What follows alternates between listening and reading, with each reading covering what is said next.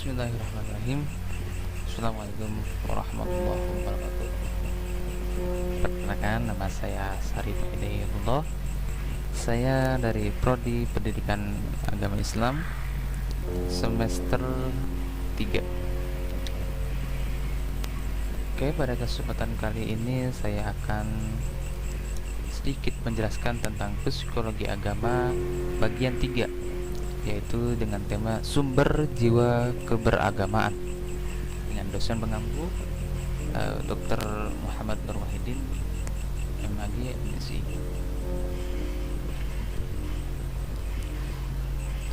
Pandangan psikologi terhadap sumber keberagamaan dapat dikelompokkan menjadi 2 kelompok. Yang pertama ada kelompok teori monistik. Teori monistik ini adalah yang melihat sumber jiwa keberagamaan manusia merupakan sebuah kesatuan dalam jiwa manusia. Yang kedua ada kelompok teori fakulti. Kelompok ini adalah teori yang melihat sumber jiwa keberagaman manusia merupakan gabungan dari berbagai unsur kejiwaan dalam diri manusia.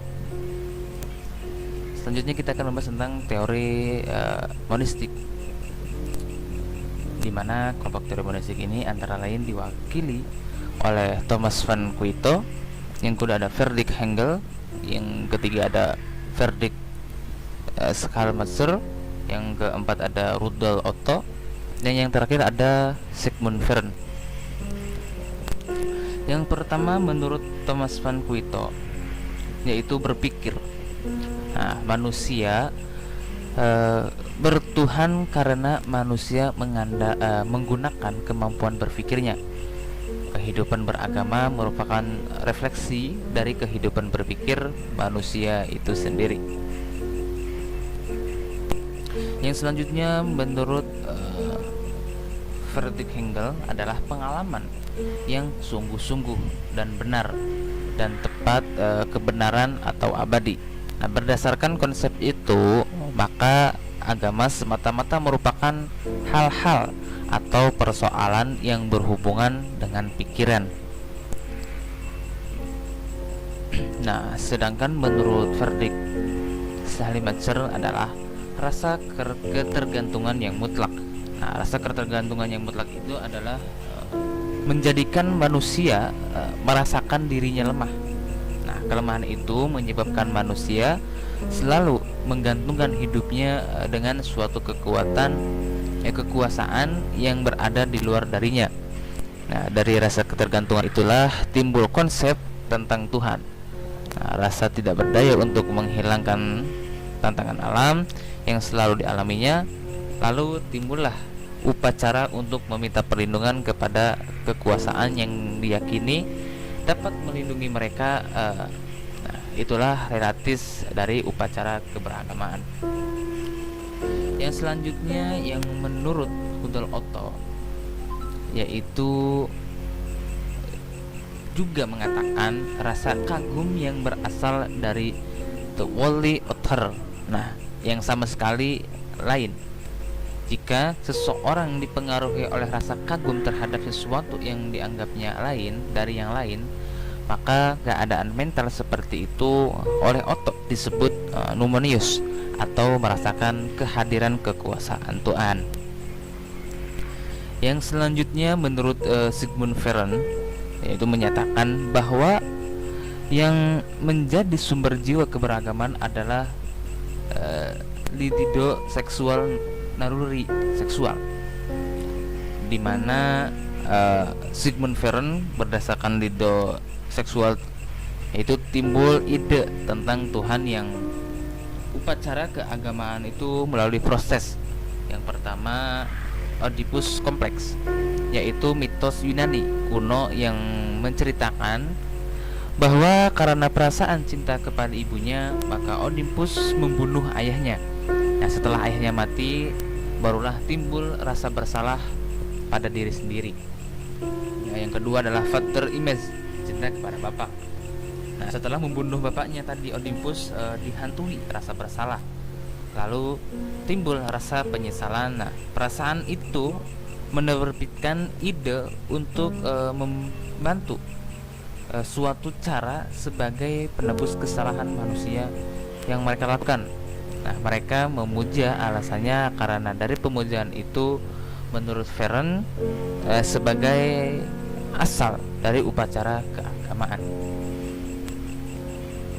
Yang selanjutnya kita akan membahas tentang kelompok teori fakulti.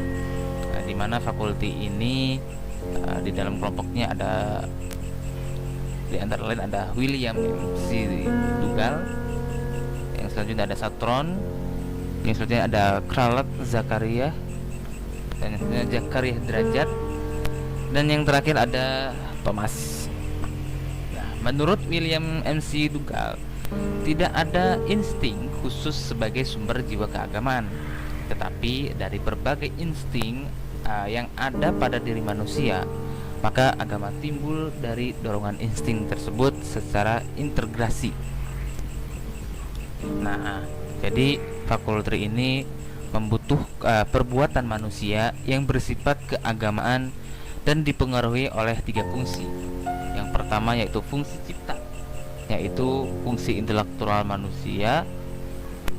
Melalui cinta, orang dapat menilai dan membandingkan serta selanjutnya memutuskan sesuatu tindakan terhadap stimulus tertentu, termasuk dalam aspek agama. Yang selanjutnya ada fungsi rasa. Nah, fungsi rasa ini yaitu suatu tenaga dalam jiwa manusia yang banyak berperan dalam bentuk motivasi dalam corak tingkah laku seseorang. Melalui fungsi rasa dapat menimbulkan penghayatan dalam kehidupan beragama yang selanjutnya akan memberi makna pada kehidupan beragama. Yang selanjutnya ada karsa. Nah, karsa itu merupakan fungsi eksklusif dalam jiwa manusia. Nah, karsa berfungsi mendorong timbulnya pelaksanaan doktrin serta ajaran agama berdasarkan fungsi kejiwaannya. Dan sedangkan menurut Satron, yang menjadi sumber jiwa keagamaan adalah adanya konflik dalam kejiwaan manusia itu sendiri. Nah, konflik itu disebabkan oleh keadaan-keadaan yang berlawanan seperti baik dan buruknya, moral dan immoral, kepastian dan kepasifan, rasa rendah diri dan rasa harga diri. Nah, dari berbagai doktrin ini serba dua itu termasuk yang menimbulkan rasa agama dalam diri manusia. Jadi jika konflik jiwa begitu mencengkam manusia dan mempengaruhi kejiwaannya, maka manusia akan mencari pertolongan kepada kekuasaan Tuhan, yaitu Allah Subhanahu wa taala, atau dengan sebagai agama-agama yang lain sebagai kepada Tuhannya masing-masing. Yang selanjutnya berdasarkan pendapat Veren tentang keinginan dasar manusia. Nah, Kralat berpendapat bahwasanya sumber jiwa beragama manusia itu yaitu ada 2. Nah, yang pertama itu ada Liv Arzen. Nah, Liv Arzen ini yang pertama keinginan untuk mempertahankan kelangsungan hidup dari keadaan yang terdahulu agar terus berlanjut. Nah, yang kedua ini ada Des Arzen. Nah, Des Arzen ini adalah keinginan untuk kembali keadaan semua sebagai benda mati. Nah, ekspresi dari pertentangan antara Des Arzen dan Liv Arzen ini merupakan sumber kejiwaan agama dalam diri manusia.